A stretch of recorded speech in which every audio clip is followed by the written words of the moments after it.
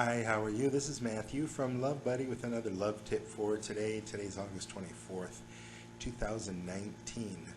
And today we're going to talk about Jesus and love, Jesus as a perfect model of love. Now, I'm not a religious guy, and I don't believe that there's a Jesus character as portrayed in the Bible, and I don't believe in the Jesus character as believed in or supported or taught by Christian religions.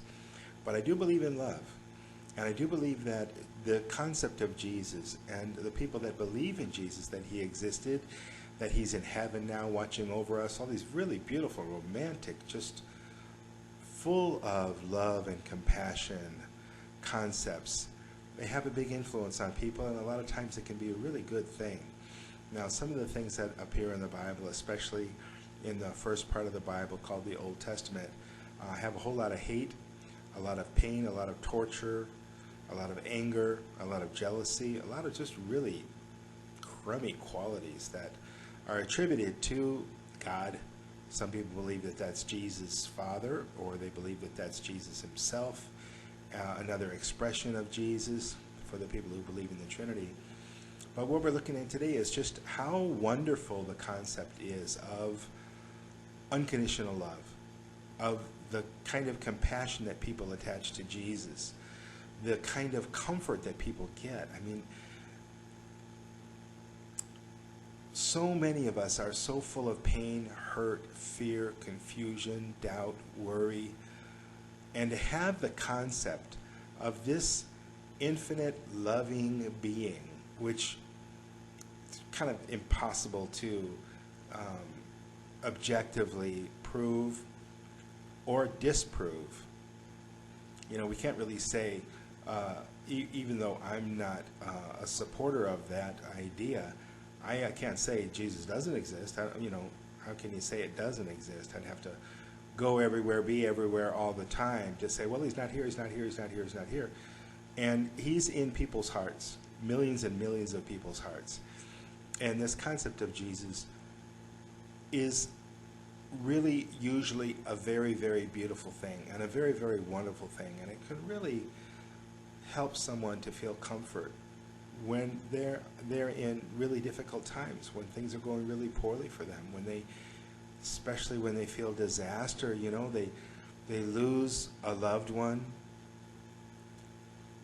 Maybe they have some health issues. Maybe they have some devastating financial issues. Maybe they have some other kind of conflict. Maybe they're having trouble in their marriage. And so this concept of Jesus as portrayed by this idea, people say, what would Jesus do? WWJD, if you've seen that, that's what that means. What would Jesus do? And it gives people an example of how to be loving.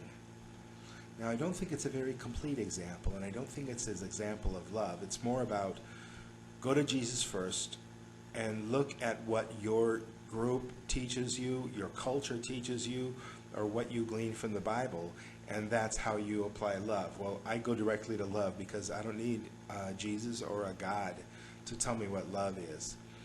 You know love when you know love. When you feel love, you know love. When you know how you want to be treated, when you see compassion and kindness and respect, you don't need a deity, you don't need some entity, you don't need a holy book, and you don't need a cult to tell you what love is and what love isn't. Sometimes people get really confused about that.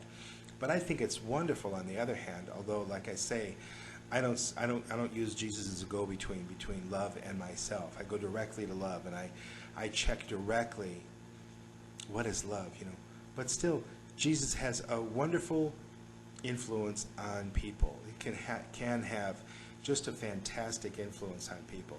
And there are a lot of holes in that where the love is maybe missing or the love is not complete, when people really think that it's important to believe in their dogma, because love doesn't have dogma.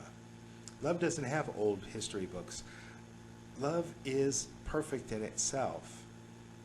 And if you believe some of the things that were said in the Bible by Jesus, I think some of those sayings, whether they are historically true or accurate or not, doesn't matter, because he says some things like, the kingdom of God is within you. Well, I believe that love is within us.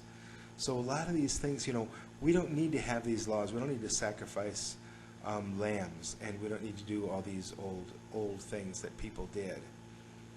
We can just go to love directly. And anybody who believes in deities but they don't believe in love, well, I think they're out of touch with what love really is. I just want to look quickly here.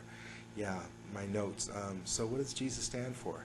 Compassion, kindness, let's see, just infinite love and comfort and warmth. Jesus has an example of teaching people about love, walking around and saying, he didn't have any religion. He didn't say you got to join anything. He just talked about how to be loving. And I think that's a wonderful thing, and I think it's a great influence on people, and I think it's a really positive thing. Even for those of us that don't subscribe to the story that Jesus was the Son of God, or that he walked the earth, or that he performed miracles, none of that's really relevant when we look at the core value of compassion, love, respect, kindness, getting along with each other and working together to make this world a wonderful place. And that's what we need, and love will get us there. Thank you so much for listening. This is Matthew with LoveBudi with another love tip for today. I hope your life is filled with love. I hope everything's going wonderfully for you. I love you. For now, I'll say take care. Bye-bye for now, and we'll see you tomorrow.